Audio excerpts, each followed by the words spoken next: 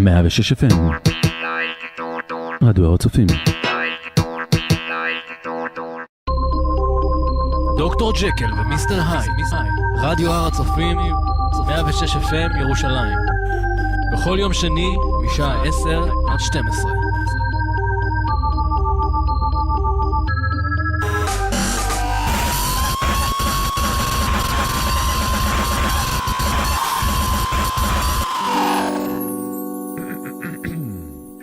Yo, ladies and gentlemen, this is Dave Wyndorf from Mastermind, and you're listening to the Jekyll and Hyde show on Scopus Radio. I've been stuffed in your pocket for the last 100 days. When I don't get my bath, I take it out on the slaves. So grease up your baby for the ball on the hill. I'll polish them rockets now and swallow those pills and say, oh.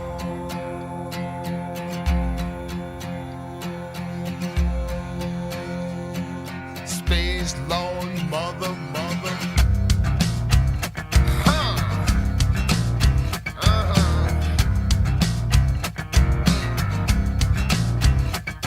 There's a car in the field now in a column of flame with its 2 doors to choose, but only one bears your name. You've been drinking my blood, well, I've been licking your wounds. Well, I shave off the pitch now and the scope of your tune. You'll sing, oh.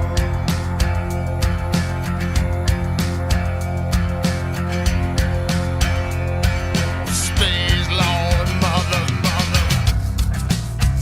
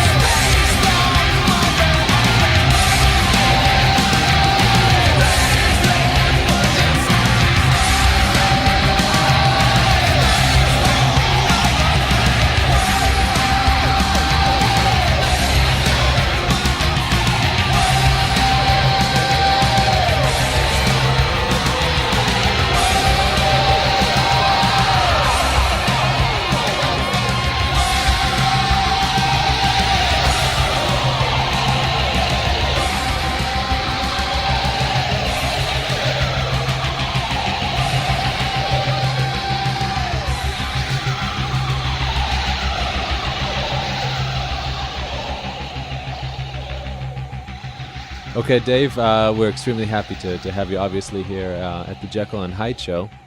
What I want to first discuss is obviously your newest album, Mastermind. Yeah. What can you tell us about this album that was just really recently released? Well, it's a big, giant, fat rock record, all hairy, it's scary, it's balls out, it's balls deep, it's a scary Monster Man record. What can you tell us about the work process that you went through to make this album in the past 3 years? It's like one of those things where we toured for 3 years, and then right at the last minute, at the top of last year, was got it in me to make a record. So the actual record itself took a short amount of time, about a week and a half worth of writing, and went into my house and just kind of knuckled down and worked all day and night. Wow. Wrote a bunch of songs, and then took it to the band, and the band's really good. They learned it really fast. So it's pretty intense, pretty intense, very spontaneous, but you never let up. You go in for 12 or 15-hour days and you get the stuff right. After, I'd say, about a week of the band learning this stuff, we took it to the studio and recorded it right away.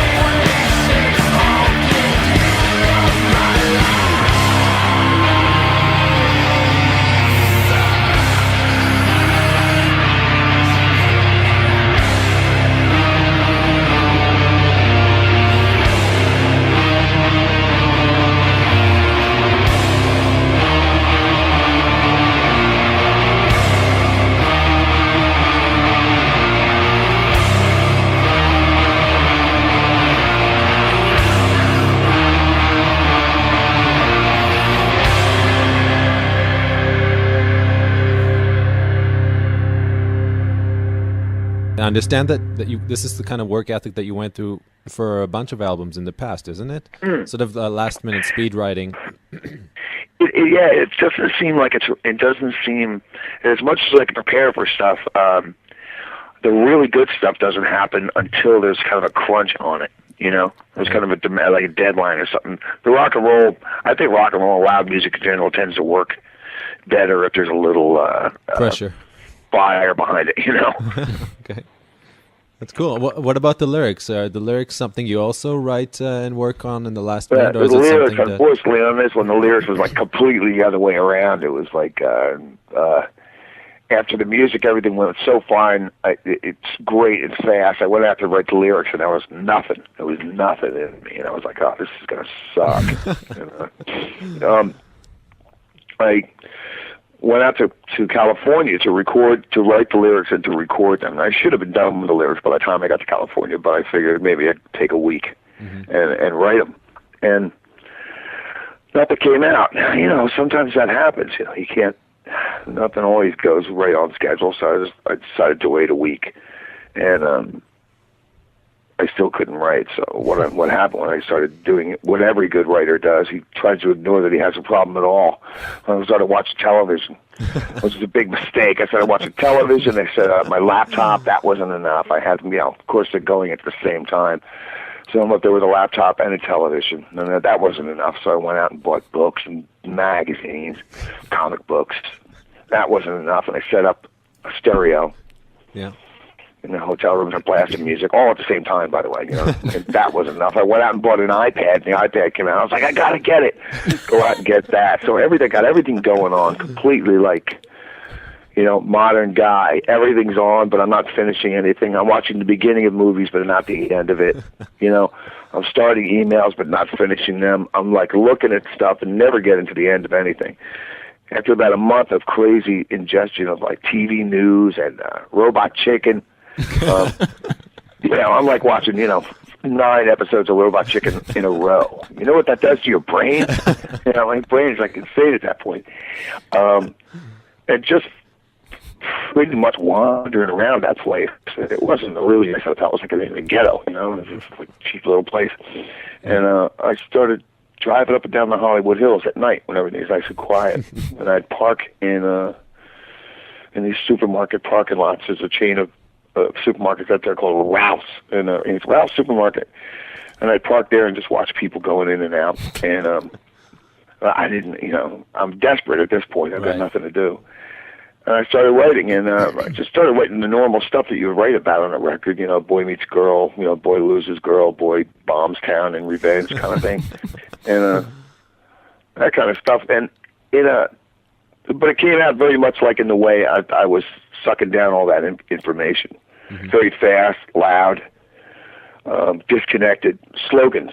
Came out like a series of slogans, and the lyrics did, and I was describing everything as usual, like as evocatively as I could, painted with images, using metaphors for people's names, metaphors for every situation, and it worked, it kind of worked. I was like, this works, it sounds cool, and I just went with it, and that the record really is, the lyrics are definitely the byproduct of watching too much television.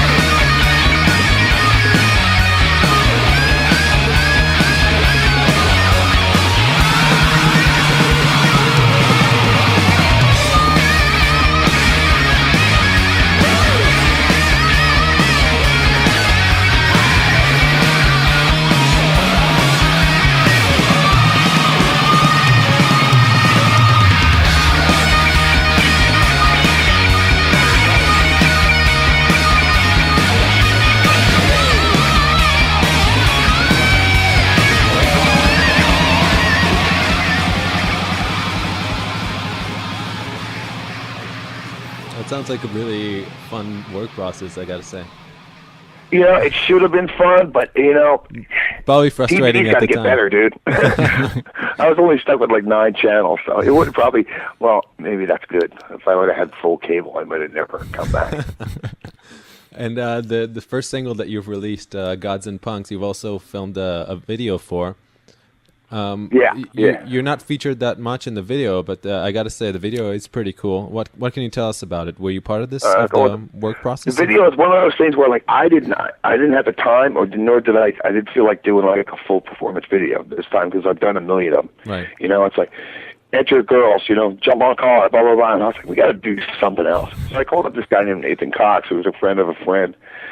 And I was like, what would you do with a Mastermind if I just gave it to you? No, you don't have to put the band. Just listen to the song and make up the video. Right.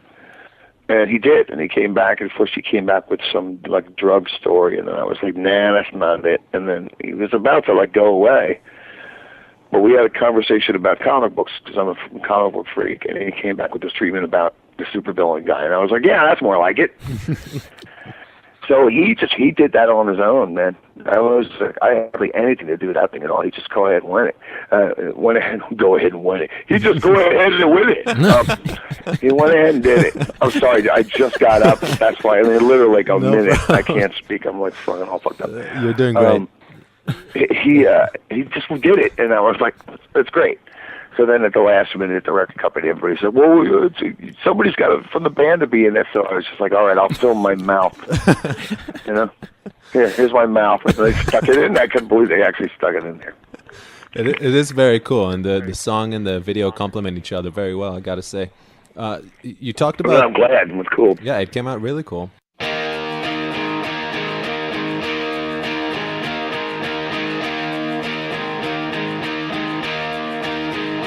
When your mind goes blank in the pouring rain, and you can't get back on your feet again, where your girlfriend tells you the world is dead, and it just ain't working inside your head. Now get along, little doggy, get on. No one else is gonna sing your song. You can fuck recovery, 'cause you're already gone.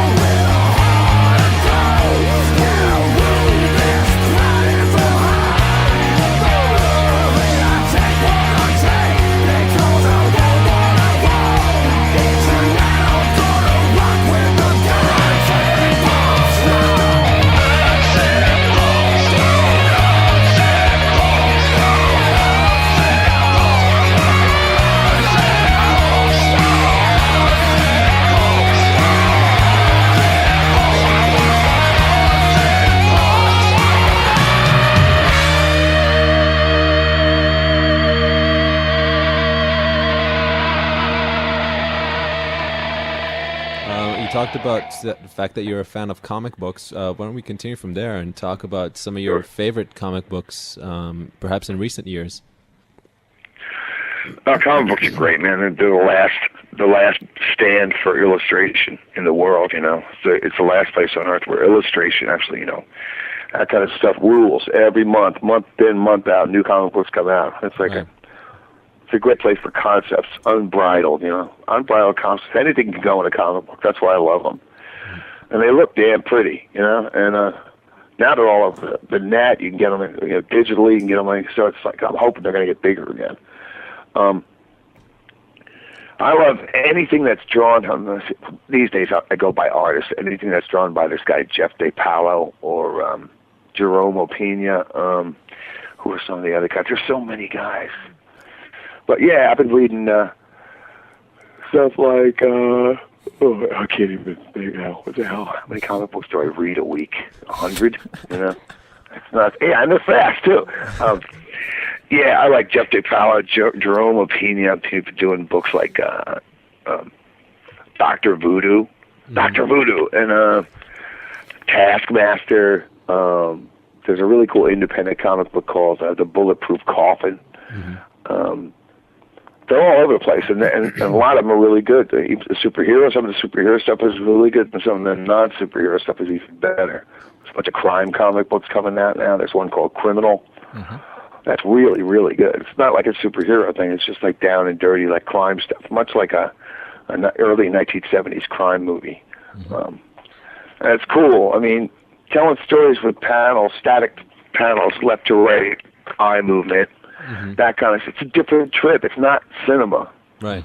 You know, and it's not it's not prose. It's something on its own. It's got its own merit, and I love it. I loved it since I was a kid, and I'm never going to stop loving it. It's cool. I got to say, this brings up to mind. There was a few years back, I think the Melvins came out with a comic book that complemented their music, and in the 90s there was Gasoffer, who put out every album with a complimentary comic book as well. Have you ever thought about doing something like that as well? You know, I have. Over the years, I have. And you know, I never really went for it because I figured that would be probably too much of a. You know, Mastermind, I tried to find all that between the comic book imagery and stuff. I probably just didn't want to like give it over totally to that. To that vibe, because I had a feeling that people would misinterpret. But now the years have gone by, I would love to do it. I was actually thinking of doing a lyric book of Monster Man and lyrics and have that illustrated, some of it as a comic book. That could be a brilliant idea. You know what I mean? Yeah. So I think that might be the best way to get the comic book Jones out, and plus get a lot of lyrics out and have it illustrated the way it should. So I'm going to start to think about that this year. That could be cool, and you could contact some of the artists you previously mentioned. Yeah, exactly. All those guys. I mean, those guys are like real superheroes, you know? Screw this rock and roll shit. If I could draw like one of those guys, I would probably never leave my house. I don't know how they do it. I'm so jealous of people who can draw. Oh, man.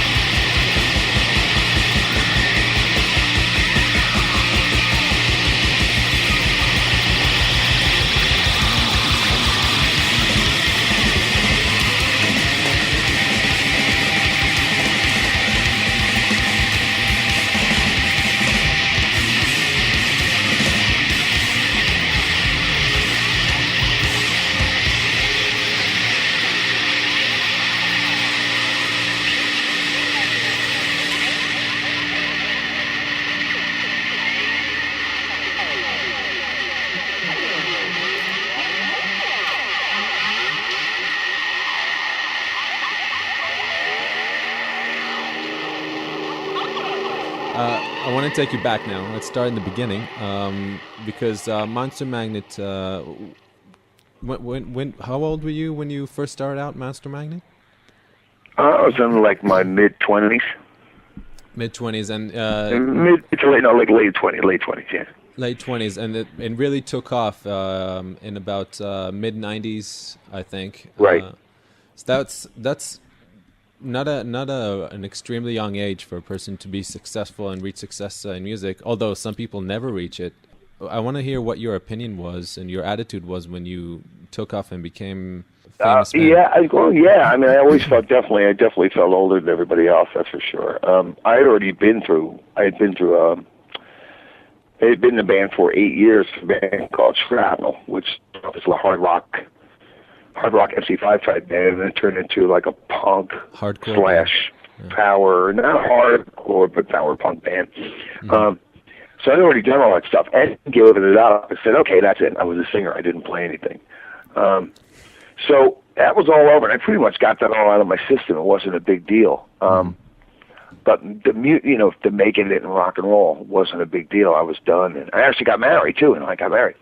But music itself, making music had a hook in me, and even though I didn't even play anything, I was still going. I started buying stuff. I bought a 4-track player and a microphone and a fuzz box, and I just started screaming in the fuzz box into the 4-pack player, like and making like power chords with my voice. It's ridiculous, I know, but you could do it fast and sing over that and go, okay, here's a song. I got tired of that after a while and actually bought a guitar and started writing songs by myself, and this is the first time I ever wrote songs actually by myself, not with somebody else, playing guitar, and it felt really good, so I just kept doing it as a hobby for about a year, and then I met some other guys that were somewhat my age, and they were all, I was working in a comic book store, and they were working in record stores. I'm the John McVeigh, so they had a thing called Talking Mystery, and we got it together. And the whole time, I mean, I realized my age, What was big at the time was, what was big at the time, kind of leftover punk and Aussie hardcore. That was around and stuff, and those guys were no fun because there was no humor in it.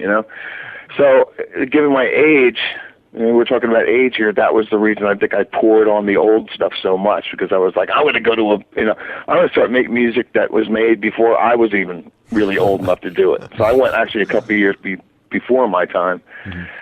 To 60s garage, and that's how it started, with 60s garage, and the hard rock and stuff that got added on as it went. I just started adding that on. So by the time this thing was taken off, it was this weird collection of influences that were definitely predating the influences of the people around me. They were definitely predating. And then it was cool. I mean, it's like I learned a lot from being in my first band. So it taught me what not to worry about with this one.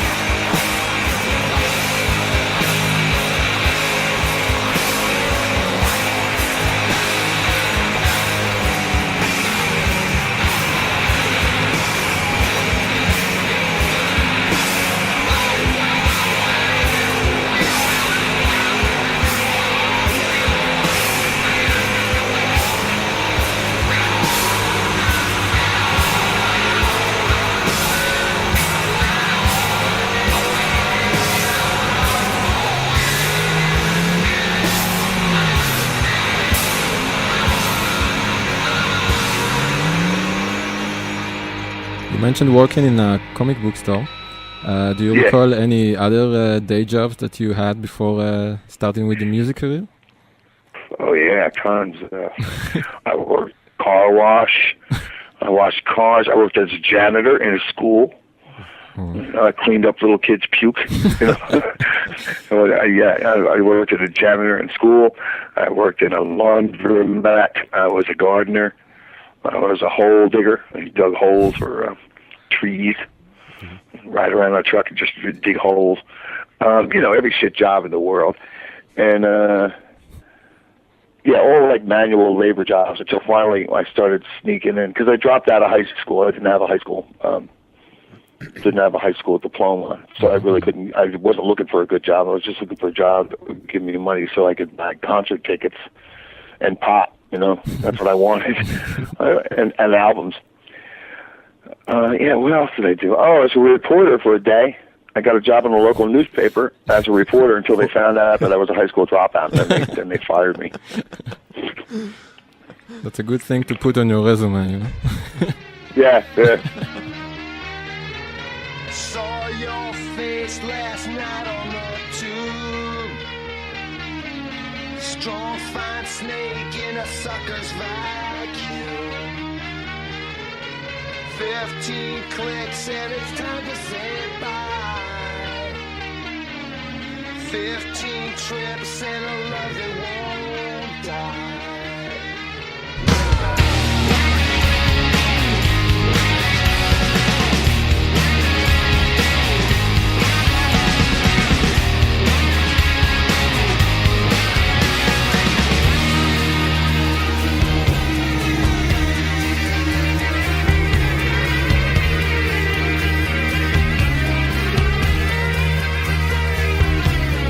Me and myself kill the world today.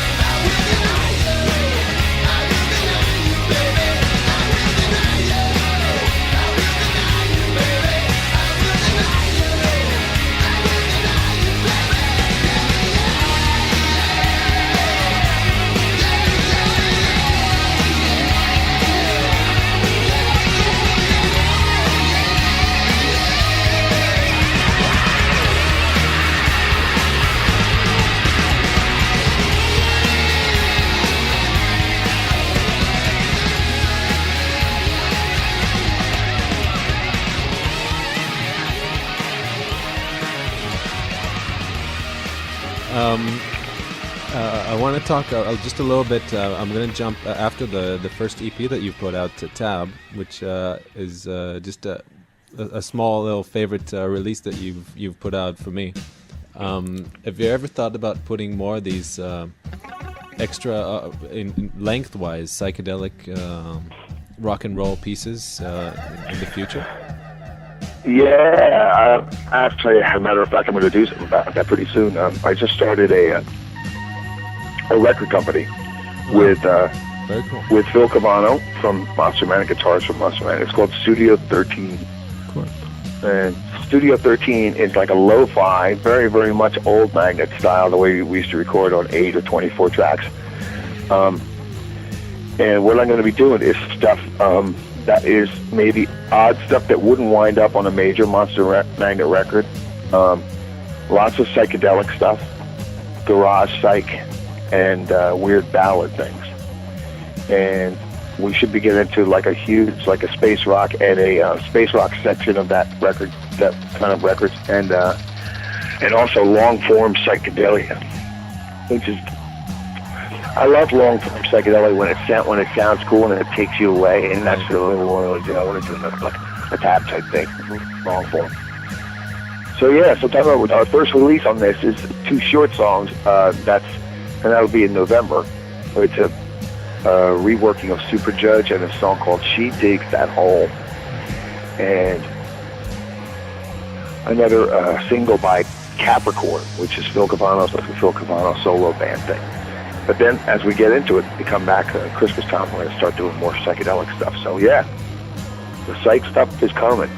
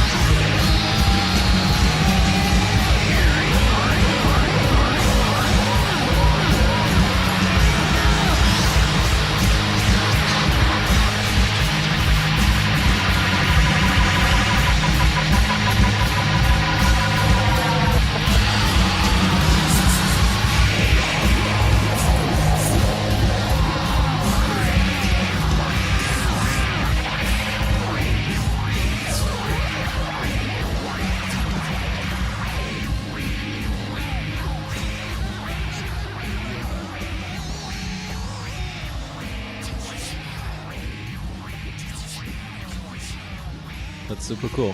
Are you planning on getting any other bands onto your label? Or is it going to be like a family thing? Definitely. That's not the first priority, but the first priority is to make an example of like kind of like what we're looking for. Mm-hmm, the sound. And then we'll hope is the bands that are into psych and stuff like that will come our way. I didn't want to just go, hey, I'm starting a record company, who wants to join? Because then we'll get like, just metal just bands and stuff. You don't know what's going to happen. It's got to have something odd about it. So it's cool. You've just released your newest album, I think, on the 25th of October. Yeah. And you're about to embark on a European tour next week. Yeah, that's right. Hot damn. Are you still excited about touring and the experiencing the road? Oh yeah, it's like touring's really cool. You get to see it's traveling. Traveling is awesome. I love to sing, and singing in a room of people is even cooler. It's loud. It's cool. I get to meet new people.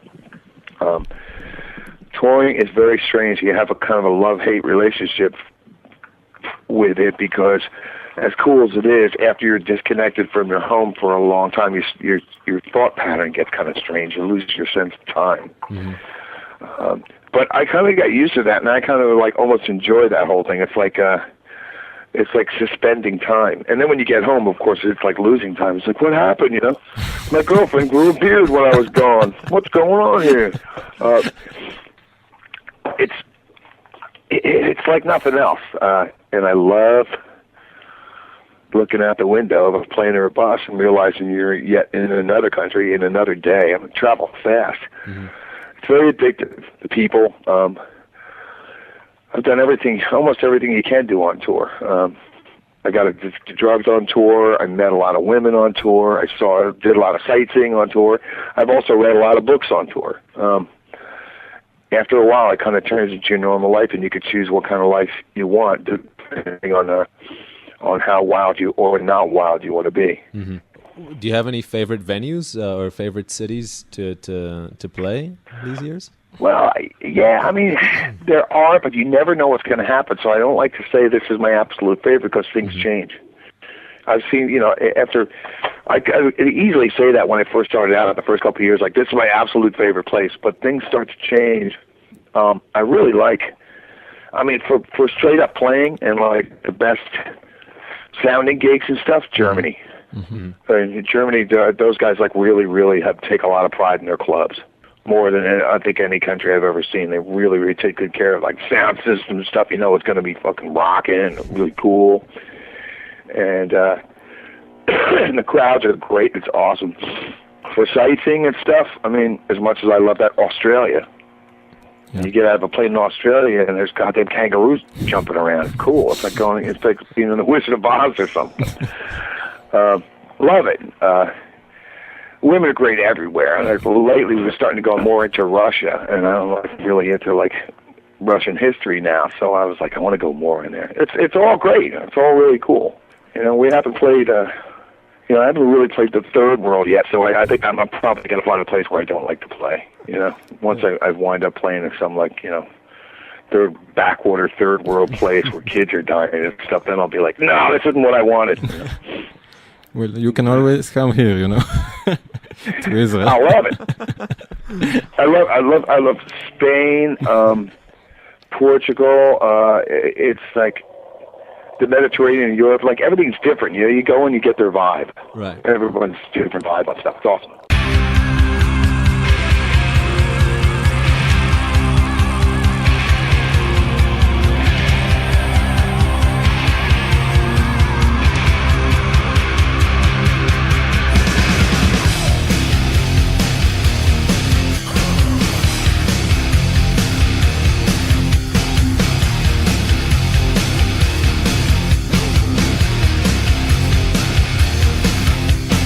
Feel like a ghost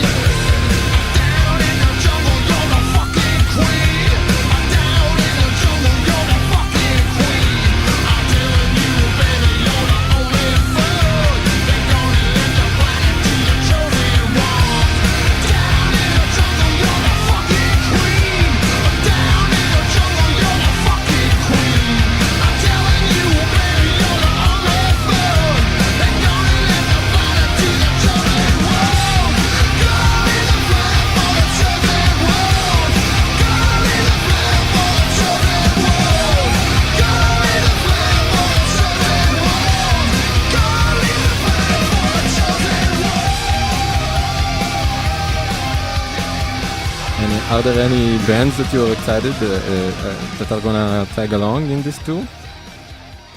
Well, we're doing this thing with the Seventh Void, which are guys from used to be with Typo Negative, and they're really cool guys, really nice guys from the East Coast, from where I come from, a little bit north of where I come from, and I'm excited about that. And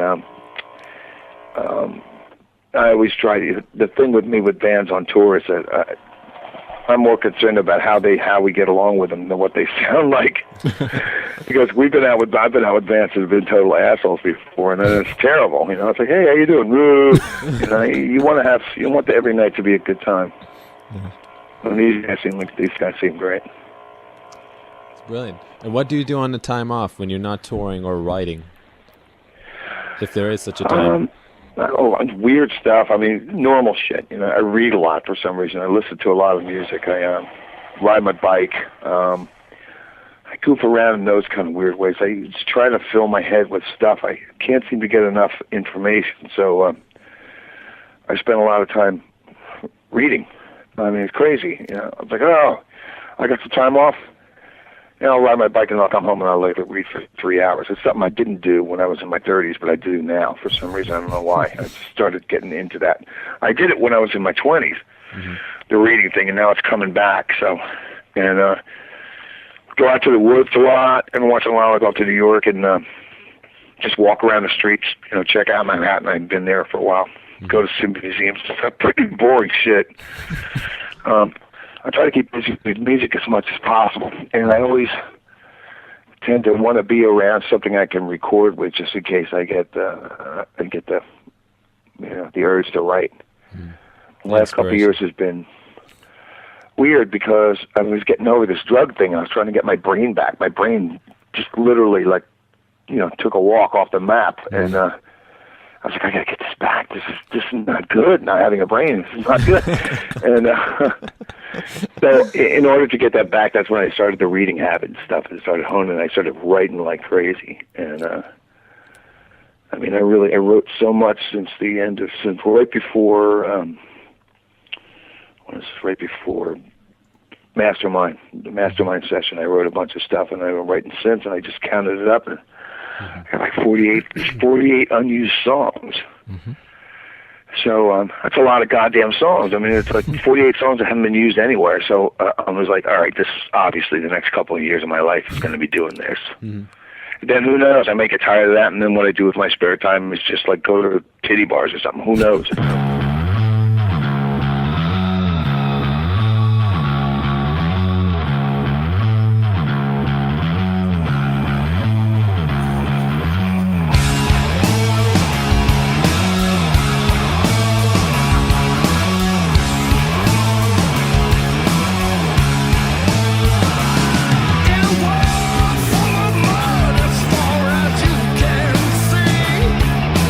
No one will love you.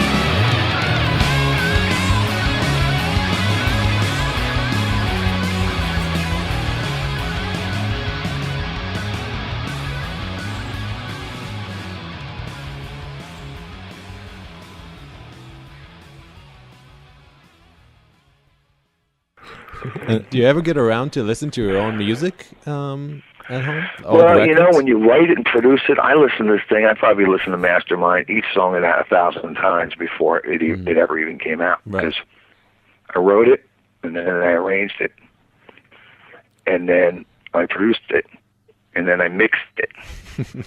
So that's like a lot of times I listen to it. Every once in a while, I'll go back and listen to an album.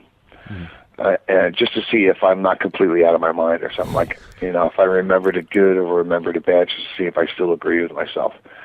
And it's a good feeling, but not too often. Do you have any regrets about old recordings? Oh, yeah. I mean, you know, I always have regrets. For a while, I mean, in the beginning, I couldn't even... It would take me months to calm down after a record because I was so pissed off I didn't get to do everything I wanted to do on it. Or I would have an idea on how to make it better. Too late to use the idea. That still happens all the time until I finally had to come down and say to myself, you know, these things they're not like symphonies, you know, it's a rock and roll band. If it was a symphony and you wanted to perfect it, you would hire, you know, studio musicians who read music and you would write down every note and go, this is the way it is. But this is like rock music and there's a certain amount of stuff you just have to let go. Right. You just gotta let it go. And so if I could walk away from a record like 60% happy with it, I let it out. I let it go. And because, and no matter how much I talk, and it could have been better. I don't want to be one of those guys that just keep going, it could have been better, it was great. I just bite my lip and say, there it is. For better, for worse, here's the latest record. I'll try more next time. And what are your favorite songs of the new albums, if you have any? I tend to like the mellow songs a lot because they're easy to make. But I don't have any real big favorites except for I like the little songs the best.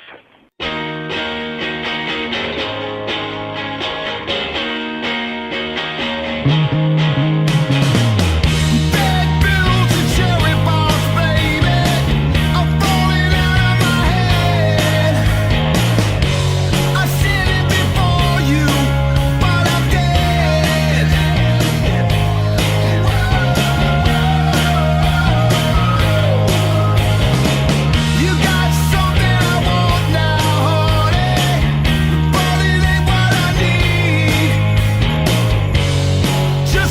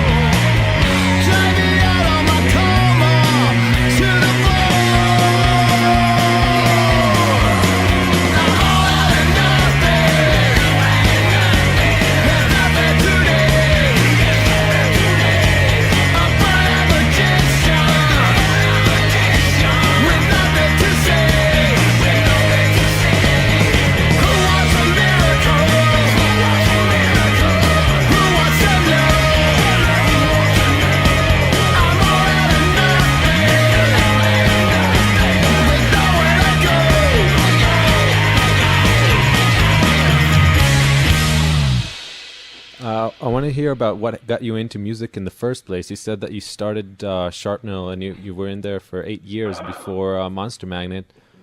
Oh, well, and music is everywhere. So, when I was a tiny kid, my brother used to play his, I think my brother had like Beatles and Rolling Stones records. And then later on he had some hard rock records. But downstairs in our house, I come from a big family, music. He'd listen to, like, my older brothers and sisters would like listen to Beatles and stuff and rock and roll records, and my mom would listen to classical. So it's there, it's like totally in you from the time you were like an infant. Mm-hmm. And then I remember hearing, God damn it, man, somebody is obviously trying to get a hold of me. Hold on 1 second. Okay, no problem.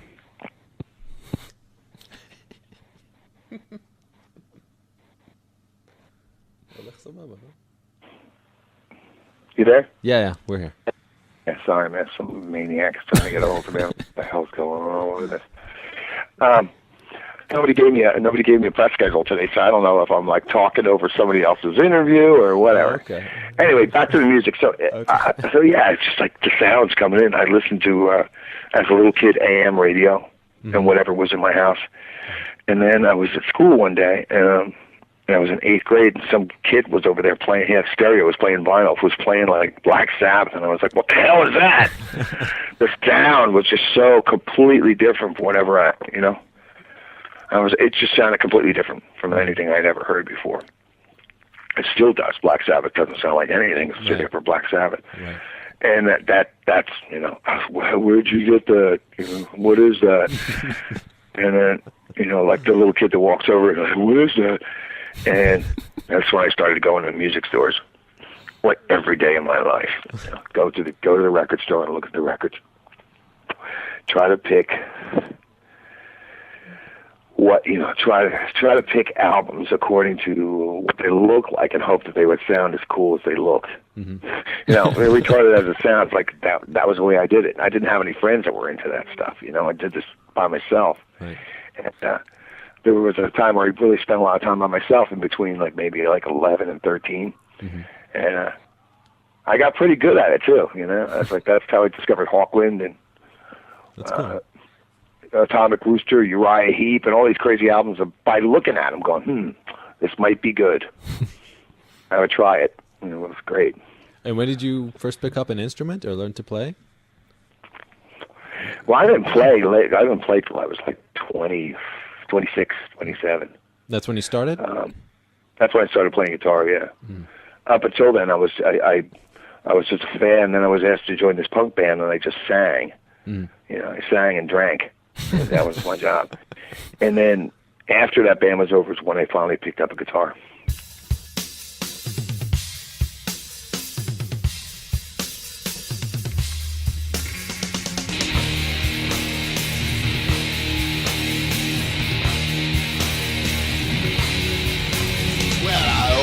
Try to do the right thing, baby. Placing a part between heaven and hell.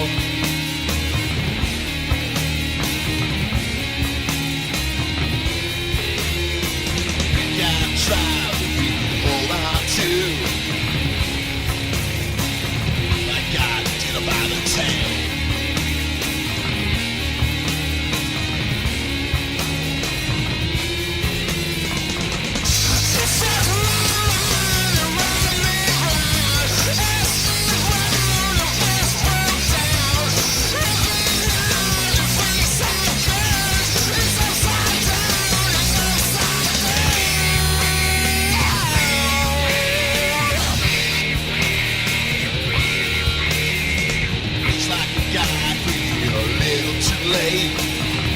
There's nothing but crack and bone on the street.